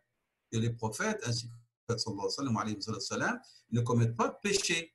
Mais pourquoi notre prophète nous a-t-il informé qu'il demandait pardon à Dieu 100 fois par jour, il s'en repentait à lui aussi 70 fois par jour? C'est parce que notre prophète, malgré son infaillibilité, il savait qu'il était un humain imparfait et que quelle que soit son attention, quelle que soit son assiduité dans l'adoration de Dieu, il ne pourra jamais, lui, l'infaillible, louer Allah et le remercier, lui être reconnaissant comme il se doit, comme Dieu le mérite, subhanahu wa ta'ala. C'est pour ça qu'il avait dit dans son invocation Subhanaka la uhsi sana'an alayka anta kama athnayta ala nafsik. Seigneur, je ne sais pas te louer et t'être reconnaissant comme cela se doit. Seul toi, tu te connais, Seigneur. Et c'est toi seul de te louer comme cela se doit. Ça, c'est pour la louange. Nous, maintenant, parlons de nos imperfections, nous, les faillibles.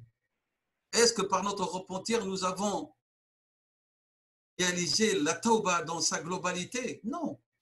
Et c'est pour ça on a besoin très certainement besoin de cette tauba jami'a. Et donc, shamila. Et donc, lorsqu'on demande pardon à Allah subhanahu wa ta'ala, demandez-lui pour tout. Pour tout. Allahumma inni astaghfiruka wa atubu ilayka min kulli dhunubi. صغيرها وكبيرها جدها وهزلها عمدها وخطئها ما علمت منها وما لم أعلم. Il faut demander tout. وهذا معنى التوبة الجامعة. في التوبة الأولى, premièrement, donc, cette tauba que des péchés où la personne spécifie ses manquements dans la pratique des obligations et s'être donné à des interdits, هذه توبة عامة الناس. C'est le repentir de tout le commun des musulmans. Mais هناك توبة خاصة et celle-là هي réservée pour les messagers de Dieu et ses prophètes et les vertueux.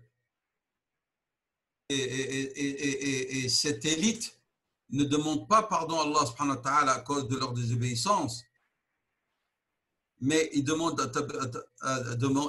une tauba dans le but de la transcendance. C'est tauba de taraqi. هم يتوبون إلى الله من أجل الترقي في الدرجات وفي الكمالات. Donc هذه توبة الترقي والكمالات في الطاعة. Et c'est le sens du verset لقد تاب الله على النبي. لقد تاب الله على النبي, c'est pas que Dieu a pardonné au prophète ses péchés. Allah subhanahu wa ta'ala a pardonné, entre guillemets, à son prophète tous ces manquements qui ne permettent pas d'accorder la transcendance. C'est clair, qui nécessite une certaine pureté de l'âme pour que l'âme puisse transcender. فالعبد مهما تاب إلى الله ومهما عبد الله. Mais le serviteur, en vérité, dans son essence, quelle que soit la durée de son adoration, quelle que soit la qualité de ses adorations, le vrai adorateur sent toujours qu'il est muqassir, qu'il est négligent, qu'il n'a pas donné à Dieu le droit qui lui revient de droit dans son adoration et dans sa reconnaissance. Donc, ce que veut dire at-tawba dans sa globalité, cette tawba qui doit être shamila et qui doit être nasuh, c'est-à-dire sincère. Tawba sincère, tawba nasuh. Et cette tawba nasuh, bien sûr, c'est celle qui a été annoncée par qawluhu ta'ala ya ayyuhalladhina amanu tubu ila Allahi tawbatan nasuha. Donc cette tawba nasuha, qu'est-ce qu'elle aura comme conséquence? عسى ربكم أن يكفر عنكم سيئاتكم ويدخلكم جنات تجري من تحتها الأنهار. Il a fait Dieu subhanahu wa ta'ala que cette tawba nasuh est une protection des sayyi'at, du mal, des maux, des péchés, et en même temps son absolution. Et lorsque elles sont absous, ces péchés, eh ben, élever et disparaître ce que l'humain n'aime pas. Hein? Et le fait d'entrer au paradis, c'est ce que l'être humain souhaite après accomplir un repentir sincère. Tawba nasuh, c'est une forme d'exagération en fait. On a sirat al-mubalagha, comme al-shakur, al-sabour. Et lorsque vous dites en arabe nasaha quelque chose, c'est-à-dire il a été purifié. Lorsque vous dites labanun khalis, c'est-à-dire labanun safi, sans aucune impureté. والنصح هو donc al-khalas ou la pureté. Mais lorsqu'il s'agit de nusх dans l'adoration ou dans la tauba, ça veut dire vraiment la purifier de toute forme de toute chose qui peut l'altérer et de toute chose qui peut la rendre une tauba malhonnête et pas sincère, dans laquelle il y a de la tricherie. فيها الغش. التوبة النصوح يجب أن تكون توبة لا غش فيها ولا نقص فيها ولا فساد. C'est ce que nous dit Ibn al-Qayyim rahimahullah ta'ala. Et donc lorsqu'elle est réalisée de la manière la plus complète, فأنت قد نصحت في توبتك.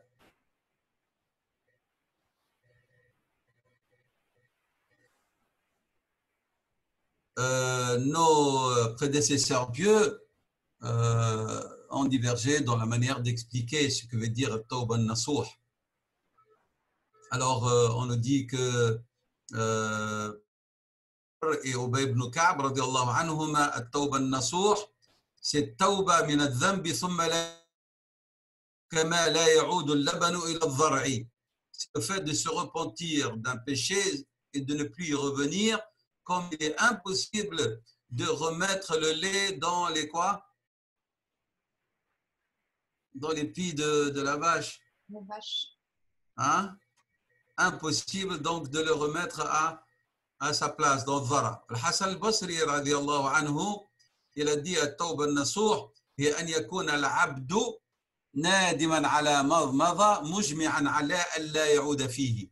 C'est que lorsque leur serviteur regrette ce qui s'est passé et a pris la ferme décision de ne plus y retourner. Al-Kalbi va donner une explication qui est globale et qui est très dit, rahimahullah, c'est qu'il demande pardon par la langue, qu'il regrette par le cœur et qu'il se retient à ne plus s'y adonner par les membres et le corps. Donc, tawbatun tam shamila, global. Il participe quoi? La langue, le cœur ainsi que les autres membres du corps. Il a dit أن يستغفر باللسان ويندم بالقلب ويمسك بالبدن. وقال سعيد بن المسيب رحمه الله تعالى رضي الله عنه من التابعين توبة نصوحا تنصحون بها أنفسكم. C'est très beau cette formule. Une tawba nasuha, c'est celle avec laquelle vous vous donnez bon conseil. Que vous ne trichez pas avec vous-même. C'est la tawba donc dans laquelle vous ne trichez pas avec vous-même.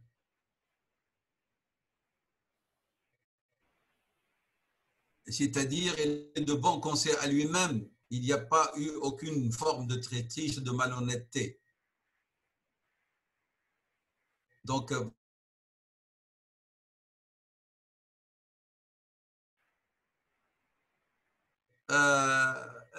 Mohammed ibn Ka'b al-Qurabi, rahimahullah, il a dit Tawba Nasuha regroupe 4 éléments.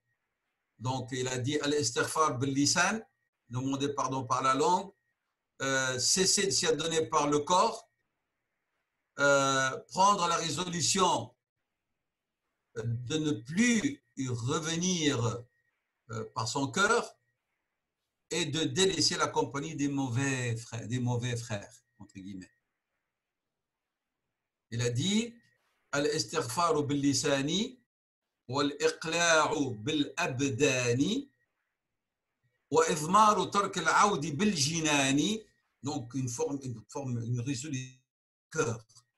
Avmara, c'est-à-dire prendre au fond et le dire avec confirmation à soi-même, au fond de soi-même, de ne plus y revenir. Wa muhajarati sayyi'il ikhwani. Et vraiment de quitter le hajr, de se séparer des mauvaises fréquentations. Ibn al-Qayyim, lui, qu'est-ce qu'il dit? Après avoir exposé tous ses avis, il dit قلت النصح في التوبة يتضمن 3 أشياء. النصح, donc accomplir une tawba pure, sincère, sans tricherie, il dit contient 3 éléments. Premièrement, تعميم جميع الذنوب واستغراقها بها حيث لا تدع ذنبا لا تناولته. C'est-à-dire qu'elle soit globale, qu'elle concerne tous les péchés.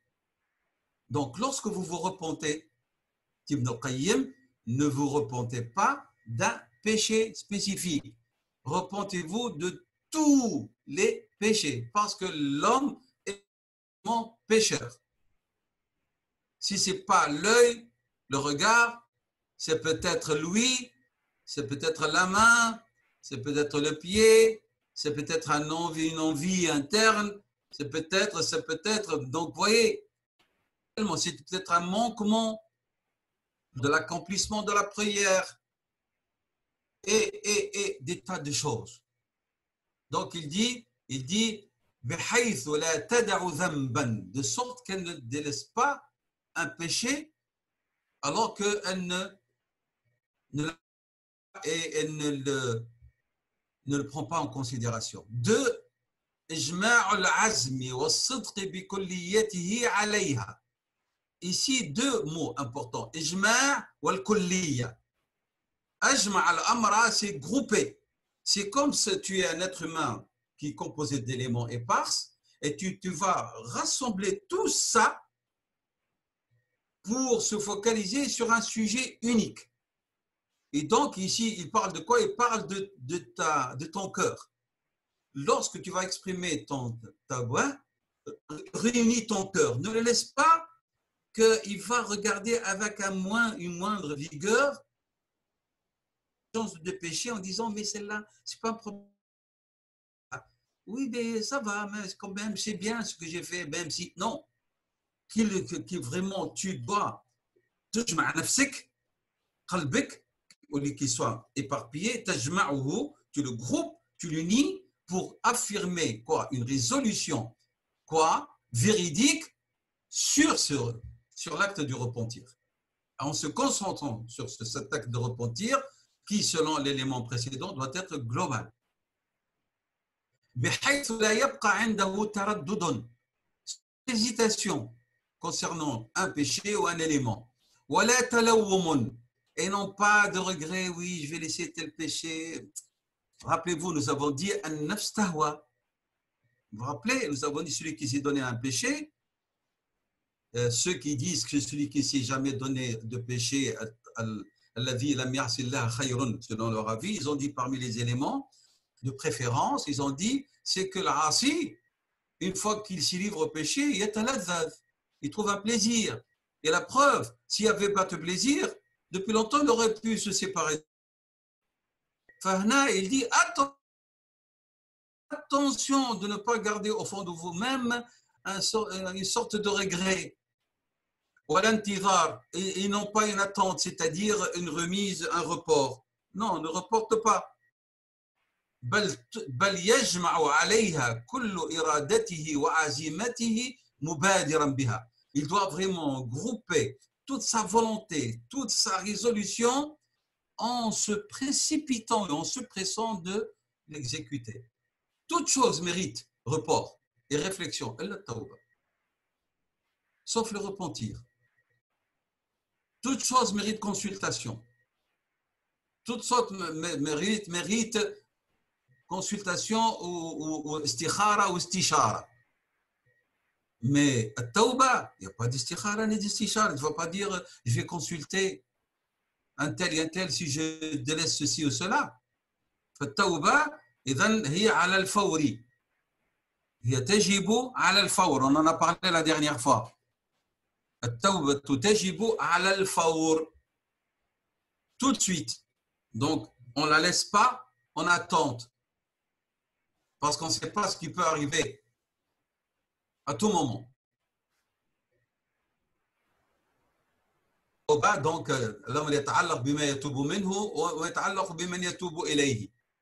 et c'est pour ça que si vous voulez avoir une tawba de qualité, pensez à deux éléments pour qui vous vous repentez et de quoi vous vous repentez. Vous vous repentez pour Allah. لمن نتوب إلى الله سبحانه وتعالى ومما نتوب مما لا يحبه الله. Donc, c'est ça qui va permettre de réaliser cela. Donc, je vais passer, si vous voulez bien, à Sara'ir Duna Kaba'ir. C'est un chapitre. Et donc, ce chapitre dans lequel Ibn al-Qayyim, rahimahullah ta'ala, va aborder beaucoup de péchés et beaucoup de points. Et donc, lorsqu'il parle, il parle de kufr duna kufr, mécréance comparée à une autre, il y a différentes sortes. Il y a la question de l'hypocrisie. Donc, c'est-à-dire, il nous parle ici dénombrement des différentes sortes d'associations. Il va nous parler aussi de recensement et dénombrement des péchés mineurs. Il va nous parler du mal de l'hypocrisie, de nifaq. Ce que je dis là, c'est contenu entre les pages 162 jusqu'à les pages 209. Donc, ce sont tous des éléments. Et donc, on va essayer d'analyser petit à petit ces éléments-là, mais je ne vais pas aller très loin pour que ça ne nous éloigne pas de maqam at-tawba, avec le risque qu'on l'oublie. Et donc, et qu'on tombe dans des discussions, si je peux dire, juridiques ou autres, les méfaits d'une personnalité hypocrite, il va nous parler de la perversité, les différentes sortes de perversité, des différentes sortes d'infamie, nous parler de que asl mafasid, à l'origine de tout. Allahu Akbar, Allahu Akbar. Il va nous parler donc à l'origine de tous les péchés. Il dit sens, c'est le fait de faire dire Dieu ce qu'il n'a pas dit, subhanahu wa ta'ala, et de prétendre que ce que l'on dit, ça vient de Dieu, subhanahu wa ta'ala. هو أن يقول الإنسان على الله بلا علم. Il dit Ibn al-Qayyim, أصل المفاسد. C'est vraiment l'origine de tous les péchés. Il va parler, rahimahullah ta'ala, de certaines on va dire, assises et on va dire, mashah, des visions de la désobéissance et du péché. Il va nous parler de tout ce qui est de la bestialité chez les humains ou chez certains humains. Et puis, il va nous parler, rahimahullah ta'ala, des mashahid, de découvrir, si vous voulez, des sagesses de la création, mais en même temps des visions qui sont des perceptions, des maqamat tazkiyah, telles que vision de l'unicité, l'assistance et l'abandon, mashhad al-asma et les attributs, l'accroissement de la foi, la miséricorde, le fait de se sentir dans l'indigence sans Dieu, le besoin d'Allah subhanahu wa ta'ala. Donc ces mashahid, nous allons essayer d'analyser un petit peu quelques-unes. Donc lorsqu'il passe, rahimahullah ta'ala, à cela, et donc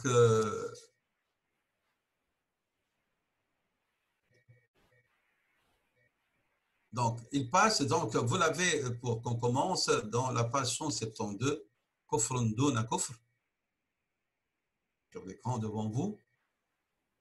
Il dit, Fa'amma al-kufru. Et j'attire votre attention que je ne m'étendrai pas trop pour que je ne m'éloigne pas trop et que je n'entends pas dans le débat théologique parce qu'on veut garder la ligne de conduite, c'est-à-dire Janab al-Tazkiyah. Et ces éléments, vous les connaissez, beaucoup d'entre vous, et les livres abondent de ces thèmes. Donc, il dit, rahimahullah, Fa'amma al-kufru, fanaw'ani kufrun akbar wa kufrun asghar. De ça, subhanahu wa ta'ala. Et donc, il dit, rahimahullah ta'ala, fal-kufr al-akbar, l'association majeure, huwa al-mujibu lil-khulud fi an-nar. C'est cette forme d'association majeure qui en résulte, l'éternité pour celui qui y adhère, le séjour éternel dans le feu. Et le péché et la petite association mineure, c'est cette association qui en résulte la menace, al-wa'id, mais en même temps, ça veut dire, al-wa'id veut dire la sanction, sans y demeurer éternellement, comme il a été dit dans le hadith de Rasulullah sallam, ithnatani fi ummati huma bihim kufrun, deux choses dans ma communauté, c'est-à-dire si l'un s'y adonne, il y a lieu d'association en cause l'affiliation d'une personne et les lamentations. Et donc ici, vous voyez très bien, il ne s'agit pas d'association majeure de mécréance, mais c'est une manière pour montrer la gravité de ces actes. Et bien sûr, nous avons d'autres hadiths similaires, celui qui s'adresse à un devin, à kahinan ou arrafan, il considère véridique ce qu'il lui a prédit. Donc il a renié ce qui a été révélé à Muhammad. Et aussi, قوله صلى الله عليه وسلم لا ترجعوا بعدي كفارا يضرب بعضكم رقاب بعض.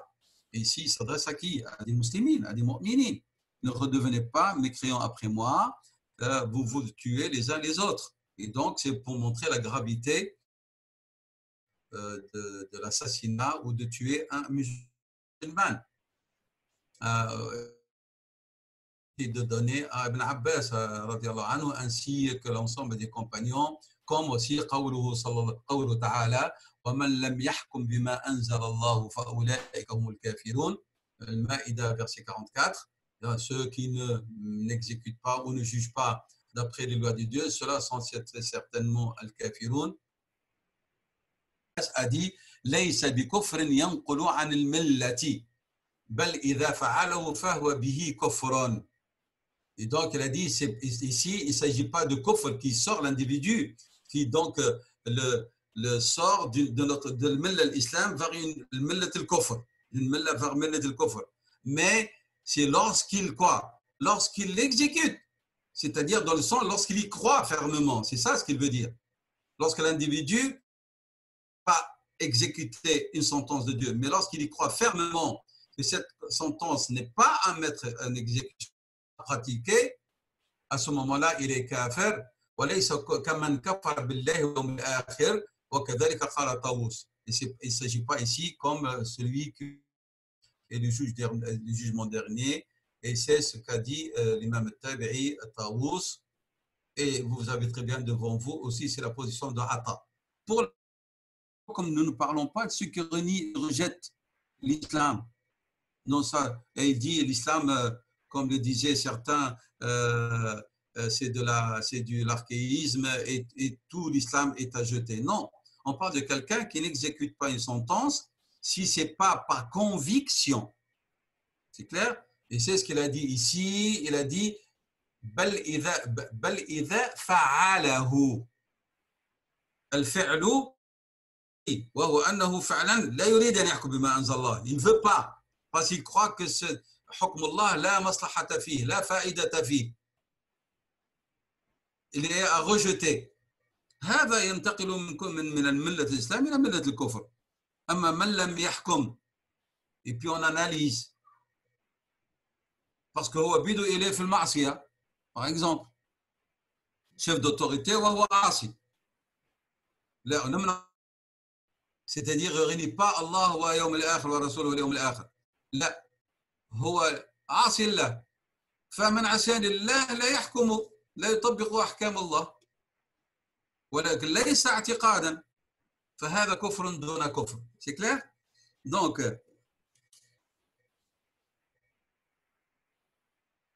ici j'aimerais bien un peu m'étaler un peu sur cette question de kufr duna kufr sans venir au livre, mais par une analyse plus résumée. Al-kufr est de 5 sortes, comme le dit après notre lecture à son ouvrage. Le qism al-awwal, il l'a appelé kufr al-takdhib. Kufr al-takdhibi. C'est une mécréance due à quoi? Un rejet. Les vérités de l'islam mensongères. Par exemple, qu'ils disent il n'y a pas de Dieu. Il n'y a pas de prophète. Il n'y a pas eu de prophète ni de messager. C'est kufr al-takdhib. Deuxième sorte, kufr al-iba'i wal-istikbari. D'entêtement et de fierté. هو لا ينكر الله لأن الله غير موجود لكن هو يعلم, il sait que Dieu existe subhanahu wa ta'ala. Il sait que أن رسول الله صلى الله عليه وسلم حق, mais من باب التعنت, entêtement. Il est borné, il ne veut pas reconnaître la vérité. Et là, il se comporte avec une fausse fierté. Et ce kufr, c'est le kufr des gens qui renient l'islam. هو كفر الكافرين برسالة الإسلام par exemple.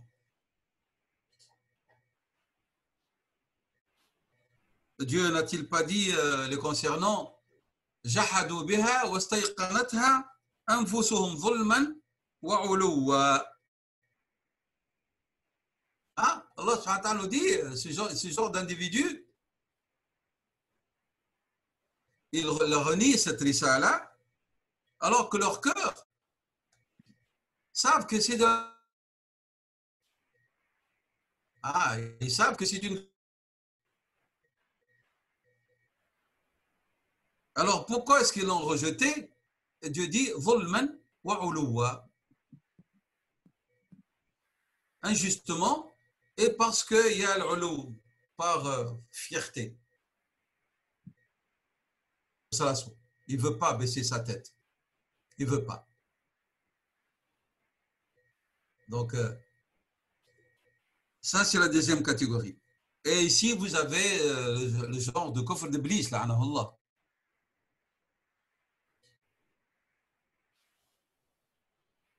La troisième sorte de kufr, kufr al-i'rad, un kufr de détournement. Comme l'ont fait les gens du Taïf, lorsque notre prophète sallam est allé leur exposer sa risala, sa mission, son message. Ils ne veulent pas, par principe, écouter. Ils ne veulent pas. Qu'est-ce qu'ils ont fait? Ils ont mis leurs doigts dans leurs oreilles. On ne veut pas. Comme ça. Donc, qu'est-ce qui se passe? Ils ne considèrent pas vrai, mais ils ne disent pas que c'est du mensonge. Non, je ne veux pas. Écoutez, est-ce que tu sais que c'est la vérité? Je ne sais pas. Est-ce que c'est du mensonge? Je ne sais pas. Pourquoi alors? Et puis je ne veux pas écouter.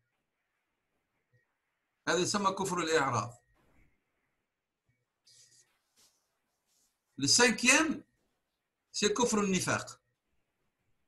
C'est-à-dire, j'ai essayé vraiment dans ce résumé, de résumer toutes les formes là que Ibn Qayyim a tellement détaillées. C'est-à-dire l'hypocrisie. Le croyant, lorsqu'il se repent réellement, bah, il peut, Inch'Allah, nous l'espérons, qu'il quitte toutes ces 5 formes de kufr. Et vous savez très bien la définition donc de nifaq. Kufr nifaq, c'est-à-dire أن الإنسان يعتقد أو يقول عكس ما يعتقد. Donc il dit le contraire de ce qu'il croit. C'est-à-dire يظهر الإيمان, il manifeste la foi, ويبطن, et il cache, il enfuit en lui-même la mécréance. Et Allah subhanahu wa ta'ala a qualifier les hypocrites par des qualificatifs des plus méprisants, des plus laids, si je peux dire.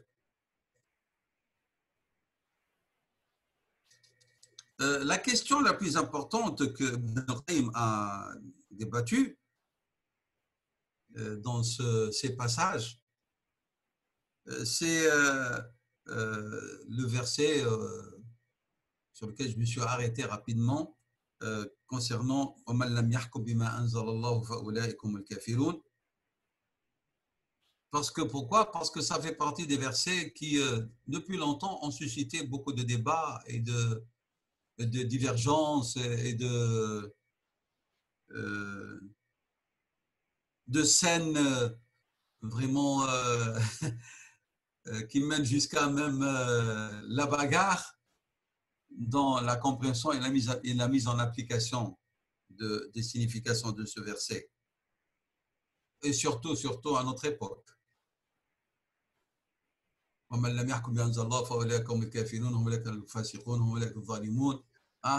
on est en train, donc on entend ce débat sans arrêt. Donc, elle a suscité beaucoup de tashwish dans l'esprit de beaucoup de musulmans, surtout les jeunes de nos jours. Et Ibn Qayyim rahimahullah était très averti par rapport à cette question, et pour nous dire faites attention que le terme peut ne pas signifier son sens littéral, mais il peut sous-entendre un sens figuré ou un sens caché. Et bien sûr, comme vous vous rappelez, le fait que notre prophète a appelé certains péchés, il les aura donné le qualificatif de kufr. Donc, ça, c'est très important.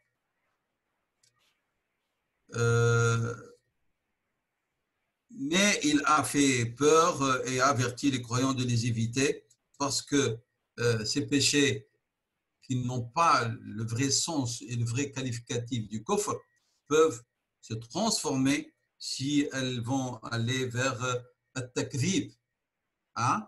Al-takdhib al-amali ou al-qawli des directives du prophète sallallahu alayhi wa sallam, ou si ces qualificatifs laids ou ces comportements laids que notre prophète sallam a interdit ou que Dieu subhanahu wa ta'ala a interdit avant, la personne s'identifie en fait un trait de sa personnalité, il y a le risque que la personne tombe dans la mécréance, dans le kufr al-akbar.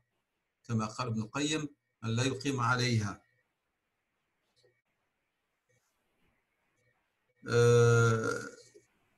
Et d'où donc notre prophète sallallahu alayhi wa sallam attire l'attention et il nous fait comprendre qu'il y a une différence entre l'af'al, entre les actes, et entre les individus qui s'y adonnent avec conviction. الفعل قد يكون محرم من لم يحكم بما أنزل الله محرم ولكن الذي العين la personne qui va ne pas juger en se basant sur les sentences d'Allah subhanahu wa ta'ala. Pourquoi est-ce qu'elle a eu cette attitude? إذا كان قناعة conviction réelle فهذا il peut devenir mécréant. Donc, nous farriqou dans cette mas'ala بين الفعل أو بين الأفعال وبين الأعيان qui sont les individus. Donc, حالة الشخص حالة الذي سيكفر بما أنزل الله dans le sens بمن لا يحكم بما أنزل الله هل سيكون حاله حال كفر أو فسق أو ظلم. Bien que ظلم veut dire kufr aussi, n'oubliez pas. Bien que le fisq peut être du kufr, selon les définitions des termes. Mais il faut qu'on نفرق في الحال. في حال الأعيان واضح. ولكن الفعل هذا فيه لا نحكم به مباشرة. C'est très important. Donc فلا يكفر إلا avec argument explicite et preuve explicite. Donc, هناك تكفير للفعل وليس تكفير للشخص dans la première compréhension des compagnons qui nous ont proposé. فلا ننتقل من تكفير الشخصي من تكفير الفعل إلى تكفير الشخص إلا بشروط. Attention, لا نكفر الناس بسهولة. C'est clair? Je n'ai pas dit qu'on va chercher des excuses, je n'ai pas dit ça. Ne prenez pas le discours et l'exposé d'Ibn al-Qayyim à la légère. On parle ici, et vous êtes devant moi des personnes sensées. Donc, ne prenez pas des petits éléments et vous construisez une démonstration erronée. يقول رحمه الله تعالى فيكون فعله كفرا بنص الشارع ولكنه لا يكفر.